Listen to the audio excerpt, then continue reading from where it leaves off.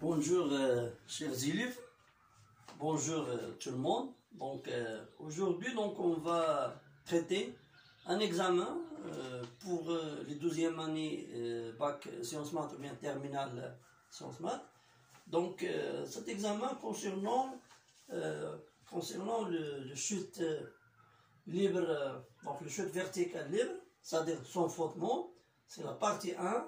La deuxième partie concernant le chute verticale dans un fluide, c'est-à-dire le chute verticale avec frottement. Donc je lis maintenant donc l'énoncé de cet exercice, c'est comme suit. Alors on étudie donc le mouvement de centre G dans un repère R au K lié à un référentiel terrestre et supposé galiléen. Alors, on a les données, la masse c'est 80, l'intensité de pesanteur c'est 10, on prend racine 2 égale 1,4. La partie 1, donc étude du mouvement de centre G dans l'air. À l'instant de date T0, pris comme origine des dates T0, donc la meneur de se laisse jeter sans vitesse initiale d'un plongeoir. Alors, cette phrase nous donne les conditions initiales, c'est-à-dire la position à t égale à 0 et la vitesse à t égale à 0. Alors, on conseille qu'il y ait en chute libre, c'est-à-dire se met à son poids seulement. Durant son mouvement dans l'air, à la date t0, le centre d'inertie J coïncide avec l'origine O du repère ROK, c'est-à-dire Z0 égale à 0 et V0 égale à 0 aussi. Et s'utilise donc un hauteur H au-dessus de la surface d'eau. Alors, si la figure elle montre ça, voilà la figure 2. Donc, on a d'hauteur H, le meneur se laisse jeter sans vitesse initiale, donc il tombe sur la surface d'eau. Ou bien il arrive avec une vitesse donnée, ou bien une vitesse VE sur la surface d'eau. Alors, la première question, c'est établir l'équation différentielle réagissant à la vitesse Vz du centre d'inertie. La deuxième partie, c'est déterminer le temps de chute TE de G dans l'air, puis en déduire sa vitesse VE d'entrée dans l'eau. Alors, la deuxième, c'est la partie 1. Donc, la partie 1 concernant le chute libre, chute verticale libre. Donc, la partie 2. Donc, le meneur arrive avec la vitesse VE de direction verticale à l'entrée dans l'eau lorsqu'il est dans l'eau. Il suit une trajectoire verticale où il est soumis à l'action de son poids, la force de frottement de fluide, c'est l'ordre 1, est aussi donc le coefficient de frottement fluide. Donc lambda égale à 250 kg par seconde. Et vu le vecteur vitesse, alors la poussée d'Archimède, donc F égale à moins M sur G, et G c'est l'intensité. Et la densité c'est 0,9. Alors ça c'est la densité, c'est inférieur à la densité d'eau, donc c'est-à-dire que le corps se nage sur l'eau. Alors, on considère l'instant d'entrée S dans le comme nouvelle origine des dates. La question 1. Établir l'équation différentielle vérifiée par la vitesse Vz de G. On pesera que temps égale à M sur lambda. Puis déduire l'expression de la vitesse limite VLZ en fonction de temps G et D et calculer sa valeur. La solution de l'équation différentielle Vz A plus P l'exponentielle moins T sur temps. Elles sont des constantes qu'il faut les déterminer en fonction de paramètres d'exercice. Déterminer l'instant TR auquel le mouvement de meneur change de sens, c'est-à-dire le meneur n'atteint pas le fond de la piscine.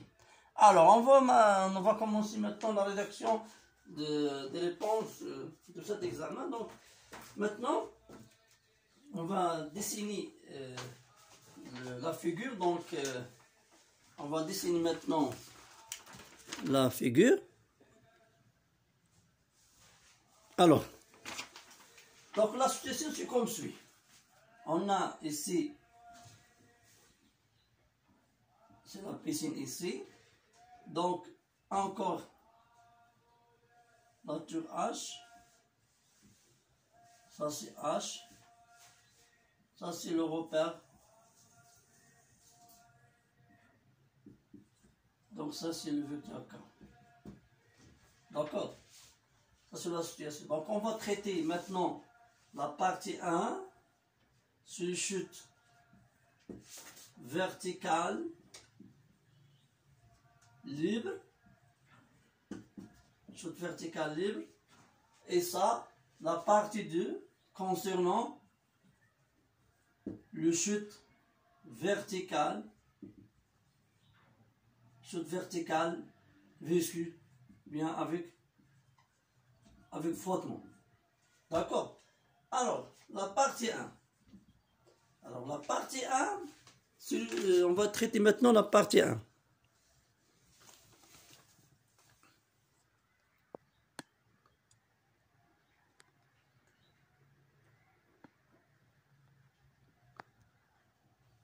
Alors, la question 1, établir l'équation différentielle réagissant à la vitesse visée.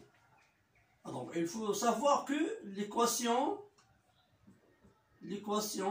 différentielle réagissant, donc l'équation différentielle réagissant, bien vérifier, réagissant visée. Donc, la forme générale de cette équation, c'est 2 de VZ sur 2 de T égale à AZ. Donc, il faut trouver AZ. Donc, pour trouver AZ, donc, il faut chercher, il faut commencer avec les forces. Alors, donc, S en chute libre. En chute libre, c'est-à-dire soumis à son poids, P. Alors, P égale à M AG. C'est-à-dire, donc, le mouvement se fait suivant l'axe OZ. Donc, on fait la projection par rapport à OZ. On tient que PZ égale à MAZ. Donc, regarde ici, donc on a K vers le bas, vertical vers le bas, et le poids aussi, vertical vers le bas. Alors, ils sont parallèles et de même sens, c'est-à-dire PZ égale à P.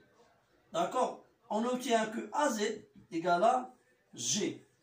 Alors, l'équation différentielle, donc c'est 2 de VZ sur 2 de T, donc égale à G. Ça, c'est l'équation différentielle vérifiée par... Alors, ça, c'est 1. Ça, c'est l'équation différentielle vérifiée par VZ. Équation différentielle vérifiée par VZ. Alors, on passe maintenant à la question. On passe maintenant à la question 2. Alors, pour la question 2, bien, 1-2. La question 1-2. C'est quoi? C'est de trouver le temps et la vitesse d'arrivée au sol ici. Donc, c'est-à-dire la vitesse ici, c'est VE. De trouver cette vitesse. Alors, il faut savoir que en mécanique classique, chaque position G définie avec l'instant T et la cote Z et la vitesse Vz. C'est-à-dire, donc, à l'instant T, le centre d'inertie G occupe la position de la cote Z avec une vitesse Vz. On répète. En mécanique classique, à l'instant T, le centre G occupe la position Z avec Vz. Alors, la question c'est de trouver TE. De trouver quoi? TE. Alors, l'instant TE, c'est l'instant où G arrive au sol. C'est-à-dire, donc la surface d'eau, donc il est caractérisé par ZE égale à H. Alors, pour exploiter cette relation, donc pour exploiter cette relation, pour trouver TE, il faut exprimer ZE en fonction de TE. On répète ça. Donc, pour exploiter ça, donc, il faut chercher ou bien établir une relation entre ZE et TE. Ça s'appelle l'équation horaire. Alors, on a l'équation générale de ce mouvement, c'est Z de T égale 1 demi GZT carré plus V0 ZT plus Z0. Alors, d'après les conditions initiales, donc d'après les conditions initiales,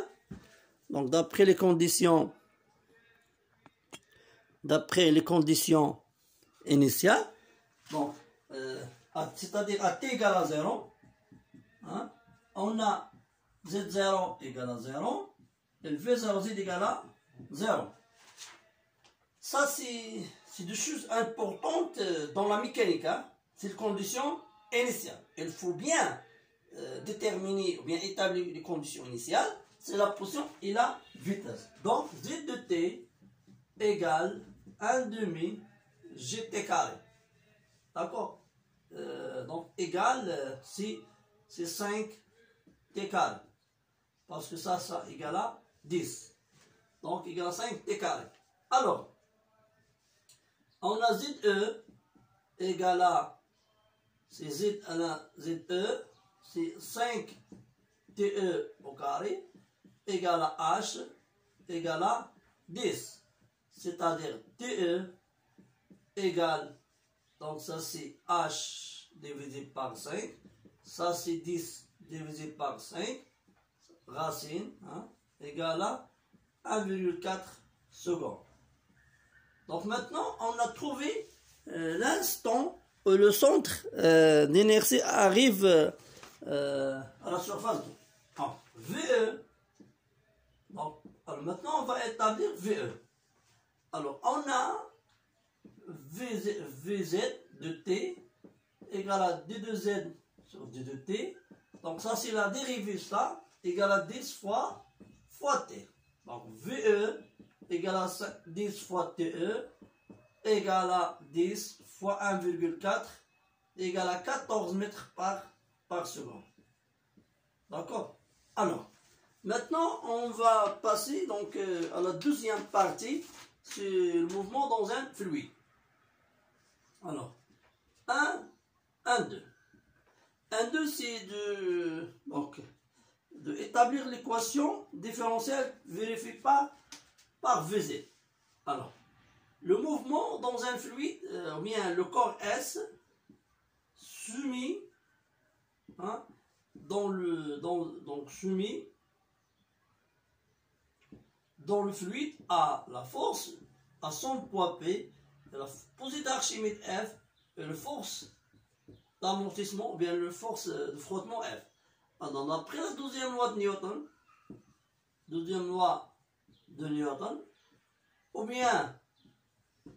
ou bien la relation fondamentale de la dynamique, alors on a P plus F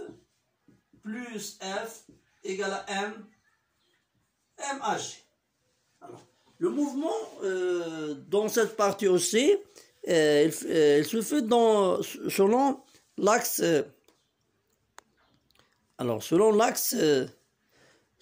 VZ. Alors, on va projeter ça. Donc, PZ plus FZ égale à MAZ. Alors, on fait la projection maintenant. On va trouver maintenant les coordonnées, ou bien les projections. Donc, c'est comme ça. Donc, ça, c'est le poids P. D'accord? Bien, on va présenter ici. Donc, on a ça, le poids. Donc, le corps vers le bas, c'est-à-dire la force de frottement, c'est le sens contraire de mouvement. Et ça, c'est la force d'Archimède. Alors, et ça, c'est le repère. D'accord? Donc, c'est-à-dire, on a P, le même sens, moins FA, moins F, égale à M, A, Z. M, A, Z.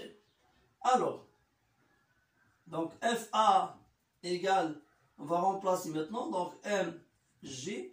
FA, donc, égale à M sur D fois G. Donc, on a FA égale à moins M sur D fois le vecteur G. Ça, c'est le vecteur FA. C'est le vecteur FA. Donc, là, ça, c'est la norme. Hein. Il faut faire attention. Ça, c'est la norme. Ça, c'est le vecteur. Donc, pour établir la norme, on fait la norme comme ça. D'accord? Ça, c'est le norme. Il ne faut pas mélanger entre la norme et le vecteur. Donc, F, c'est moins. Donc, ça, c'est moins lambda fois V égale à M à Z. Ça, c'est la norme de V. D'accord? Alors, on a AZ égale à D de VZ sur D de T. Ça, et VZ égale à V.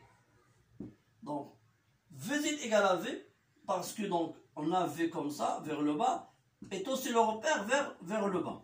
C'est-à-dire VZ égale à V. Donc, l'équation différentielle devient que G, facteur M, bien, MG, facteur 1, moins 1 sur D, d'accord, comme ça, moins lambda sur VZ, égale à M, D de VZ sur D de T.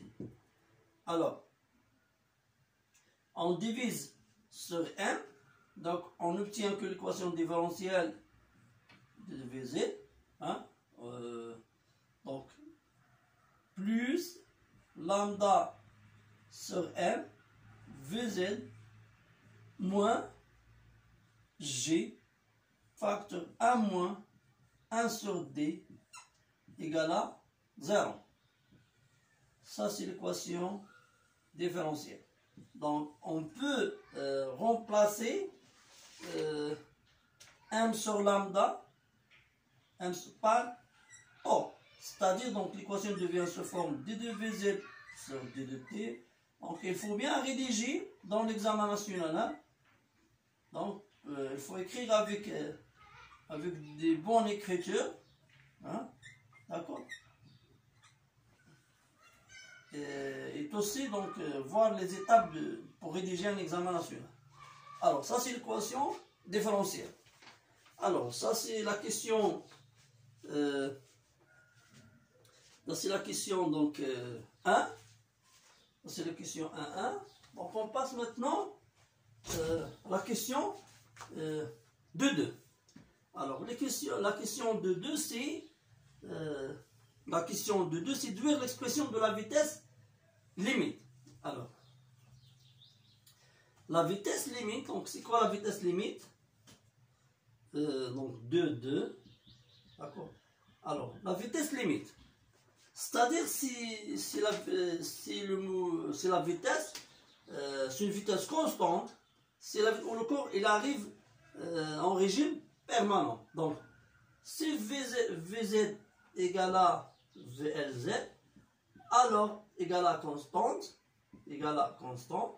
c'est-à-dire la dérivée de Vz sur D égale à 0. Donc, on revient à l'équation différentielle ici. Donc, ce terme donc, devient nul, c'est-à-dire il ne reste que 1 sur tau V limite Z égale G 1 sur D. Alors, c'est-à-dire que V limite Z égale à tau fois G facteur 1 sur D. Ça, c'est...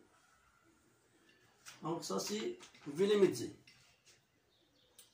Calculer sa valeur. Donc, on va calculer sa valeur.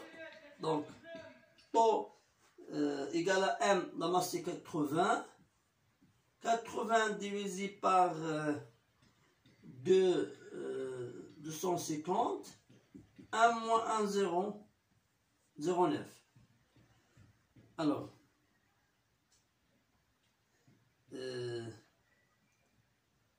c'est... Donc, calculer sa valeur. Donc, Alors, donc, je calcule sa valeur ici. Donc, ça c'est positif ou bien négatif. Donc, ça c'est 10, 9 moins 10. Donc, ça c'est négatif. Hein? Ça c'est négatif. Donc, il faut remarquer ça que la vitesse limite est négative. Hein? Donc, la vitesse limite est négative. Hein? Alors, on passe donc 2, 3. 2, 3. 2, 3. Donc, la solution de l'équation différentielle, donc, on a donné la solution. Donc, c'est écrit comme ça, A plus P moins T sur Z. Moins T sur P. Donc, exprimer A et P. Donc, exprimer A et P. Donc, on a VZ limite. Donc, égal à A plus P E moins F. Donc, ça, c'est égal à 0. Donc, ça, c'est égal à A. Alors, A égale taux G 1 sur D. D'accord, ça c'est A. Alors, VZ de 0 égale à A plus P, d'accord, égale à VE. C'est-à-dire que P égale VE moins 1. Donc, VE, ça c'est en fonction de V limite. Donc, ça c'est la vitesse limite. Hein. Écrire na VLZ, A égale VLZ. Donc, ça c'est VL moins VLZ. D'accord. Donc, ça c'est A, c'est VLZ. Donc, P c'est VE moins VLZ. Déterminer donc l'instant T auquel le mouvement de meneur change le sens. Alors, c'est la dernière question. Regarde ici. On a la vitesse V limitée et négative.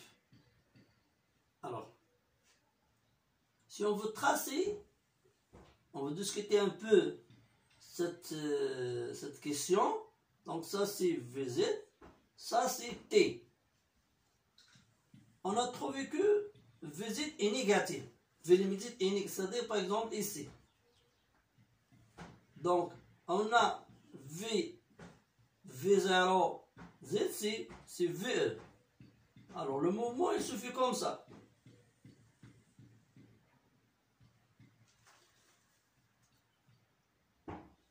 Il se fait comme ça. C'est-à-dire que on a deux mouvements ici. Ça, c'est VZ est positif, c'est-à-dire le corps se déplace, ou bien se déplace dans le même sens de K, c'est-à-dire vers le bas, et d'après l'instant, ça c'est T, hein, donc ici, donc VZ est négatif. VZ est négatif, c'est-à-dire le corps se déplace de sens contraire, ou bien de sens opposé de K, c'est-à-dire vers le haut. Pourquoi on a ce type de mouvement? Parce que la densité, c'est inférieur à 1. Donc, si la distance est inférieure à 1, il y a un instant où le corps change le sens du mouvement. Donc, il arrive ici, puis il retourne vers le bas, vers le haut. D'accord? Alors, pour trouver cet instant, par exemple, TC, donc, il faut résoudre l'équation VZ égale à 0. Donc, VZ de TC égale à 0. Donc, on revient à l'équation, cette équation ici. Donc, VZ égale à 0, puis on va déduire l'instant TC. Alors, on est arrivé à trouver, donc on peut finaliser cet examen. Donc, c'est pas difficile maintenant à résoudre cet examen. Donc, alors VZ Donc Vz de t égale à A, donc c'est combien A c'est VLZ plus, c'est quoi plus, c'est VE moins, donc c'est quoi, c'est VE moins VL Z exponentielle moins T sur temps. Alors, Vz de TC égale à 0, c'est-à-dire que VLZ, c'est-à-dire que VE moins VLZ, l'exponentielle moins T sur temps égale à moins VLZ. C'est moins T sur temps égale ln de moins VLZ sur VE moins VLZ. D'accord? Alors, donc c'est T égale moins temps, TC, ça c'est TC, ln de VLZ moins VE. Donc, on a établir l'instant. Alors, si vous avez des questions ou bien qui n'est pas clair ici, vous pouvez les laisser dans les commentaires. D'accord? Pour expliquer ça dans notre vidéo. Alors, bonne chance. Je vous souhaite bonne continuité.